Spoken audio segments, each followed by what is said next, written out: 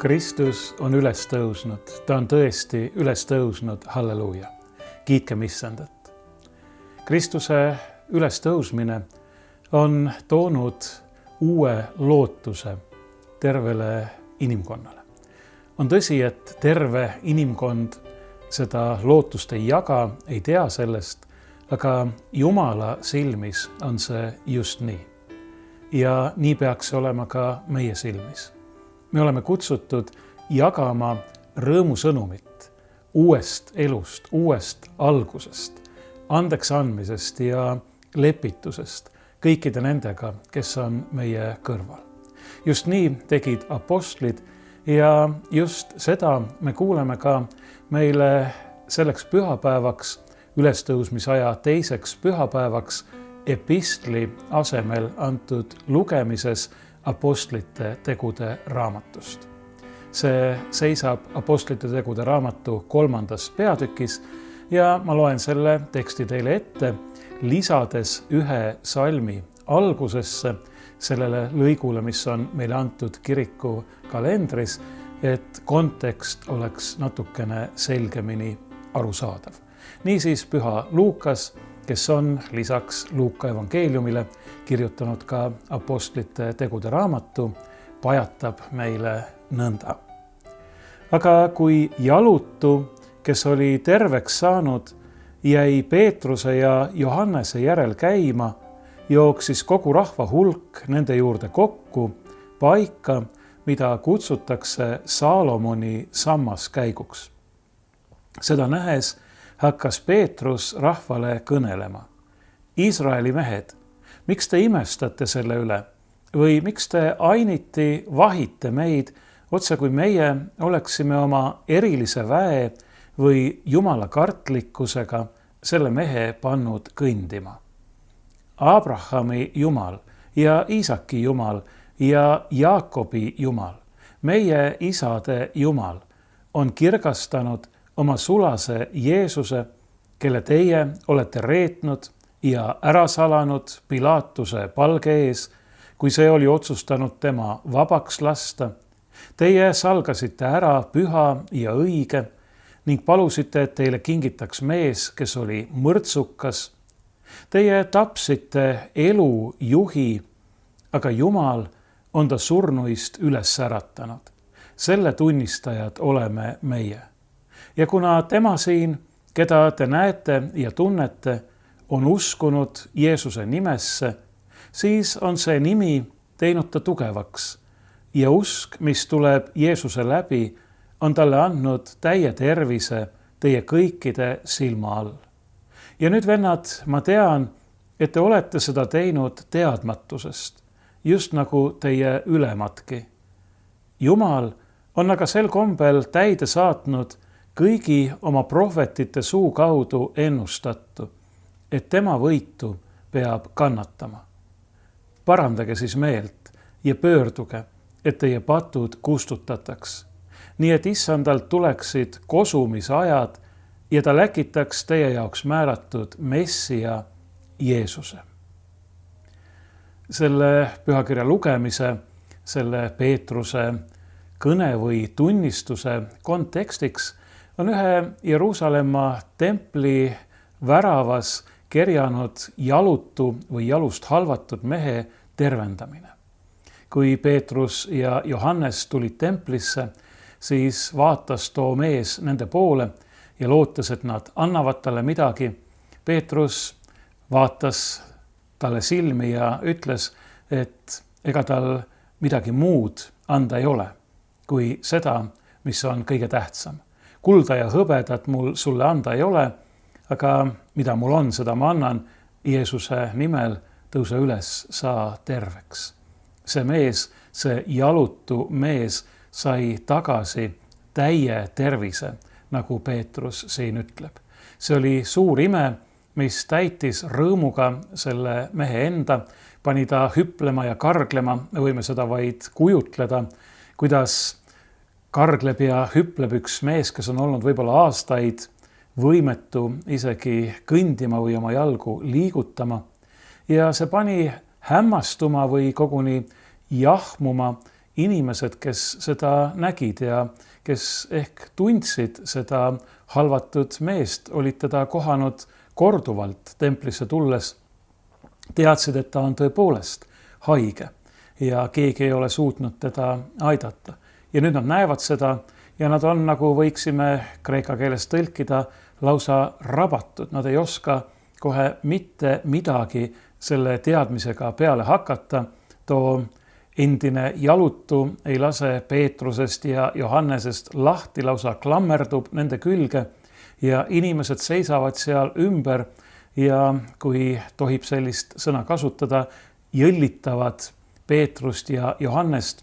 Umbes sellist sõna kasutatakse kreekakeelses originaalis, kui Peetrus nende poole pöördub, miks te olete hämmastunud või imestate, miks te jõllitate meid nii, nagu meie oleksime kuidagi oma väe või oma vagadusega selle mehe jälle kõndima pannud. Inimesed olid täiesti rabatud. Vahetevahel küsitakse minu käest, et kuidas on nii, et kui kiriku algusaegadel, alguspäevadel ja aastatel sündis nii palju imesid ja Jeesus ise ütleb ka jüngreid kõike maailma läkitades, et nad teevad tema nimel suuri imetegusid, et nüüd neid justkui enam ei sünni. Mis on muutunud? Miks see nii on? Kas meie oleme kuidagi viletsamad või nõrgemad kui esimesed kristlased? No ühte vastust me juba kuulsime. Peetrus ütleb, et see ei ole mitte nende, mitte tema ega Johannese vägi ega vagadus, mis on selle mehe kõndima pannud. See tähendab, et küsimus ei saa olla selles, kas meie oleme kuidagi kehvemad, viletsamad, nõrgemad, kui olid apostlid või kas nemad olid kuidagi vägevamad kui meie. Vähemalt Peetrus ise eitab sellist mõttekäiku. Aga väga oluline on mõelda ka selle peale, et mis asi üldse on ime. Ja kui me hakkaksime imesid nõudma ja justkui enesest mõistetavaks pidama, siis kas need oleksid enam imed? Nii et see ime mõiste ise, see ütleb meile, et tegemist peab olema millegi erakorralisega ja ka millegi haruldasega. Ja kuna kõik need imed ja tunnustähed on Jumala käes, siis on Jumal ise ka see, kes otsustab, millal ja kus ta laseb mõnel sellisel sündida. Muidugi me peame usaldama Jumalat kõiges, nii loomulikus kui üleloomulikus. Nii selles, mida me peame enesest mõistetavaks, kui ka selles, mida me peame imeks. Aga kui natuke sügavamalt järele mõelda, siis kui palju neid asju, mis on tegelikult enesest mõistetavad, üldse olemas on. Kas see, et meie oleme siin, on enesest mõistetav? Kas see on midagi, mis peab olema? Kas see on hädavajalik? Ei, minu olemasolu ega ka mitte ühegi teist olemasolu ei ole hädavajalik. See ei ole midagi, mis enesest mõistetavana oleks pidanud sündima. See, et me ilmusime siia maailma, tulime ilmale oma ema ihust. Ei, mina ütleksin, et seegi on ime.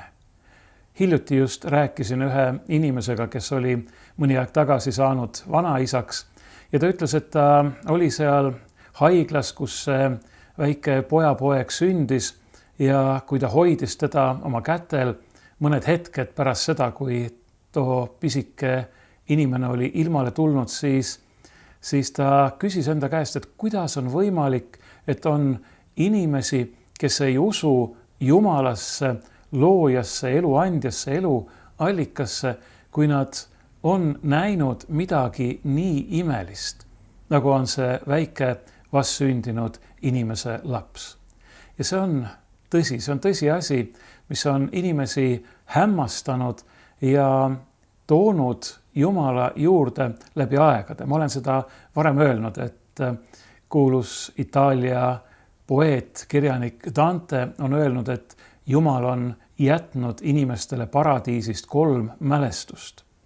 Lilleõis, tähed öises pimedas taevas ja pilk vastsündinud lapse silmist.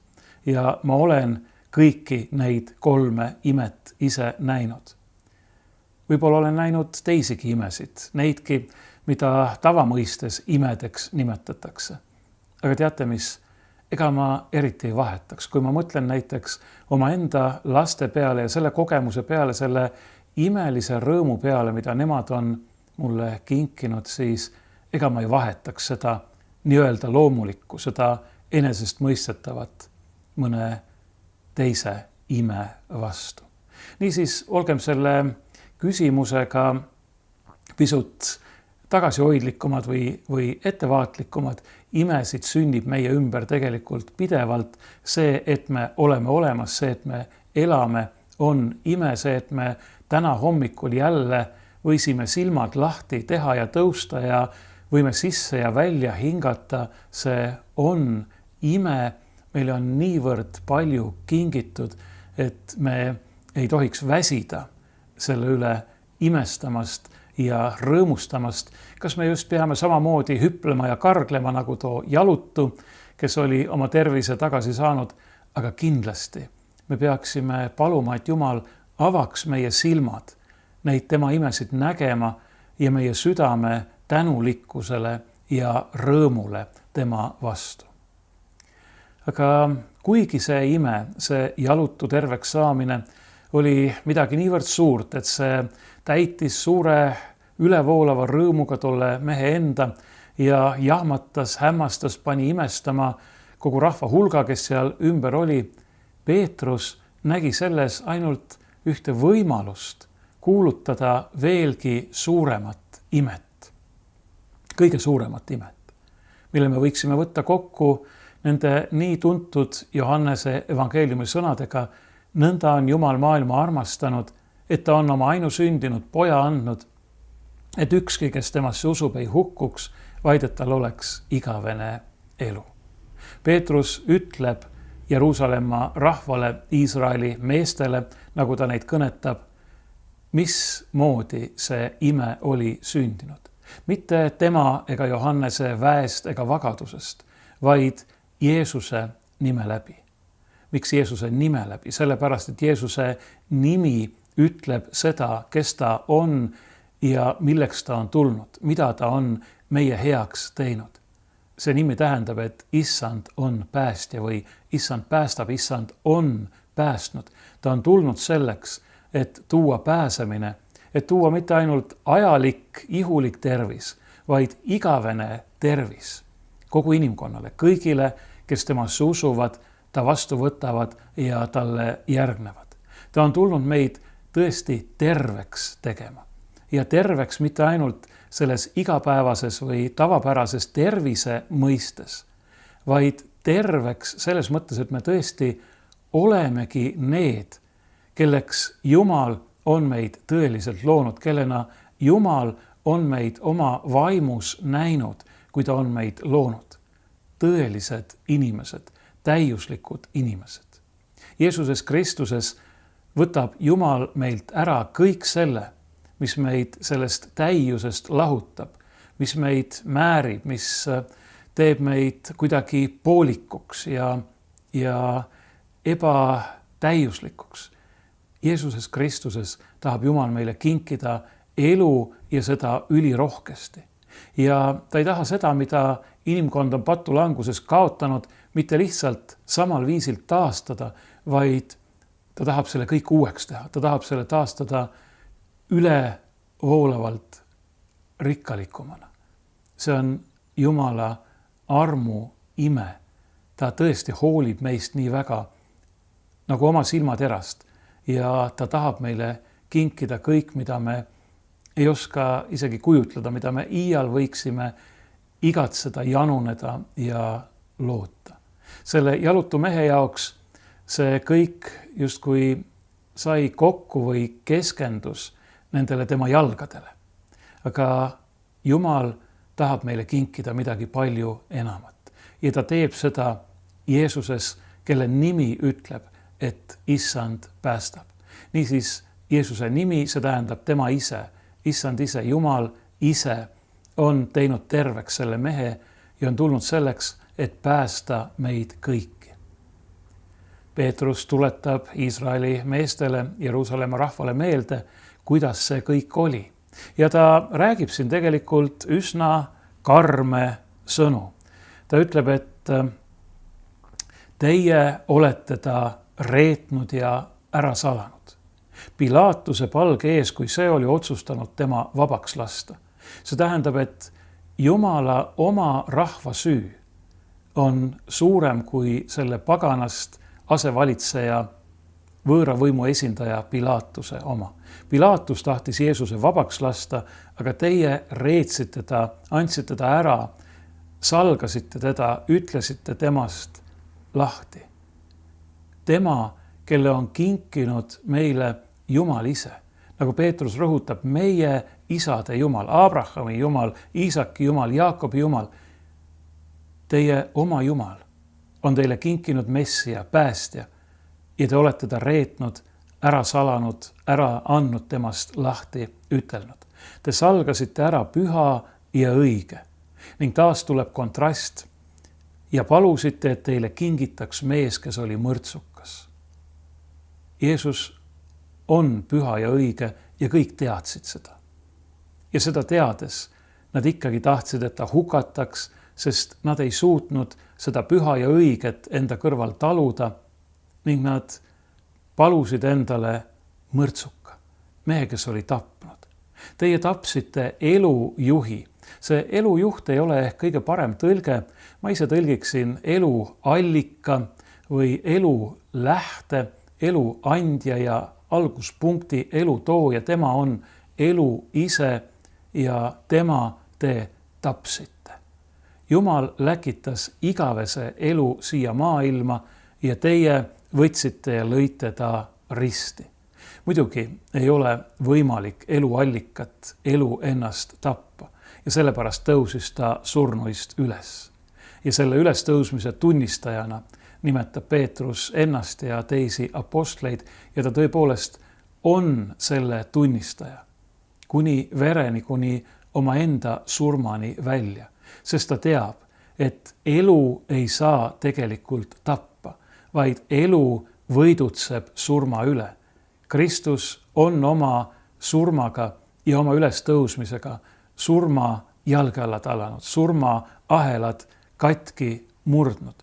Elu võidutseb ja kui me sellest tunnistust anname, olgu või tõepoolest vereni välja, siis ei ole meil midagi karta. Sest me teame, et nii nagu tema elab, nii saame ka meie elama, kui me jääme tema juurde, kui me laseme temal endast kinni hoida ega kisu ennast tema armu kätest lahti. Nende karmide sõnade järel, mis ilmselt torkasid väga teravalt nii mõnegi kuulaja südamesse, muudab Peetrus tooni ja pöördub nüüd nende samade Iisraeli meeste poole sõnaga vennad ja ütleb väga leebelt: ja nüüd, vennad, ma tean, et te olete seda teinud teadmatusest. Ja mitte ainult nemad, mitte ainult need lihtsad inimesed, vaid just nagu teie ülemadki või teie juhidki. Peetrus pakub siin tegelikult meeleparanduse, kahetsuse ja pöördumise ja pääsemise võimalust kõigile.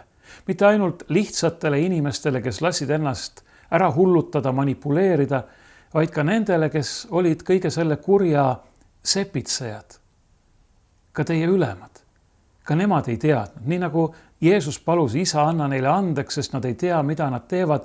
Nii ütleb Peetrus siin: ma tean, et te olete seda teinud teadmatusest, just nagu teie ülemadki. Ja ta ütleb, et sellest kurjast, mida teie olete teinud, tahab Jumal nüüd lasta võrsuda midagi imelist ja head. Jumal on aga sel kombel täide saatnud kõigi oma prohvetite suu kaudu ennustatu, et tema võitu peab kannatama. Parandage siis meelt ja pöörduge, et teie patud kustutataks. Parandage meelt, muutke oma mõtteviisi, muutke oma suhtumist, muutke ka oma elu või laske Jumalal seda muuta. Selleks on vaja tema poole pöörduda. Teie, kes te olete temast lahti ütelnud, talle vastu hakanud, pöörduge nüüd tema juurde, tulge tema juurde alandliku meelega ja lihtsa siira südamega, nagu lapsed oma isa juurde, olgu pahandust teinud, isegi kurja teinud lapsed, aga ikkagi oma isa juurde. Isa juurde, kes teid armastab, kes tahab teile andeks anda, kes tahab teile kinkida selle uue elu, mille ta on kogu maailmale andnud oma pojas Jeesuses Kristuses. Teie jaoks määratud Messias Jeesuses, päästjas, lunastajas, Jumala võitus, kes on tulnud siia maailma ainult selleks, et igaüks meist võiks pääseda, et mitte keegi meist ei peaks hukkuma, ei peaks kartma, et teda ootab ees igavene lahusolek Jumalast, see tähendab elust, headusest ja armastusest, vaid et me kõik võiksime saada osa sellest imelisest taevasest õnnest, mille Jumal on valmistanud kõigile neile, kes lasevad ennast temal päästa. Laske ennast päästa sellest tigedast sugupõlvest, nii nagu Peetrus ühes teises jutluses on öelnud. Ja Peetrus avaldab siin lootust või ütleb, et mis see siis on, mida me ootame. Nii et issandalt tuleksid kosumisajad. Võiksime tõlkida ka värskenduse või sisse hingamise või hinge tõmbamise ajad. Kujutleme seda, kui pärast pikka väsitavat tööpäeva või rännakut kuskil kõrbe palavuses lõõsas sa saad maha istuda või värskele rohule heita, allikast vett juua ja lihtsalt hinge tagasi tõmmata. Milline õndsus. Sellega võrdleb Peetrus siin taevast õndsust. Muidugi ei tähenda see, et taevane õndsus olekski üks lõputu pikutamine, aga see on ilus pilt, kui me mõtleme selle peale. Pärast väsitavat ehk päikeselõõsas töötamist või rändamist sa saad hinge tagasi tõmmata ja ennast värskendada kosutava jaheda allikaveega. See on võrdpilt, mille abil tasub püüda endale ette kujutada seda, mida see igavene elu, see paradiis ikkagi tähendab. Jeesuse kaudu, kes on meie päästja, tema nimes, mis tähendab, et issand päästab, issand on meie päästja. Kui me loeksime edasi sedasama Apostlite tegude raamatu peatükki ja ka järgmise peatüki algust, siis me näeksime, et siin on üks huvitav selline, ma ütleksin natukene irooniline paradoks või kuidas öelda, lahendus või jätk sellele loole. Nimelt Peetrus siin ju räägib sellest, et Jumal annab kõigile võimaluse meeleparanduseks. Te olete seda teinud teadmatusest nagu teie ülematki ja ma ütlesin, et Peetrus pakub seda meeleparanduse võimalust ka neile, kes olid selle kurja sepitsejad, rahvajuhid, ülempreestrid. Ja nad saidki seda õige varsti kuulda, sest et meile räägitakse natukese aja pärast siin Apostlite tegude raamatus, et ülempreestrid suur kohus saatiski vahimehed või oma sulased apostleid kinni võtma. Nad võtsidki Peetruse ja Johannese kinni ja vedasid suurkohtu ette, kes neilt aru päris ja seal sai Peetrus jälle Jeesusest tunnistust anda. Selleski, et ta vahistati, et teda peksti, et teda üle kuulati, nägi Peetrus Jumala poolt kingitud võimalust anda tunnistust sellest tõelisest imest, mis seisneb selles, et Jumal ei ole meid hüljanud. Ta ei ole meid maha jätnud. Jumal ei vihka mitte ühtegi patust, vaid ta tahab, et me kõik võiksime saada päästetud. Jumal tahab, et me kõik võiksime elada koos temaga igavesti seal taevases paradiisis. Et me kõik võiksime saada osa nendest kosumisaegadest, sellest värskendavast puhkusest allika ääres seal Jumala taevases riigis.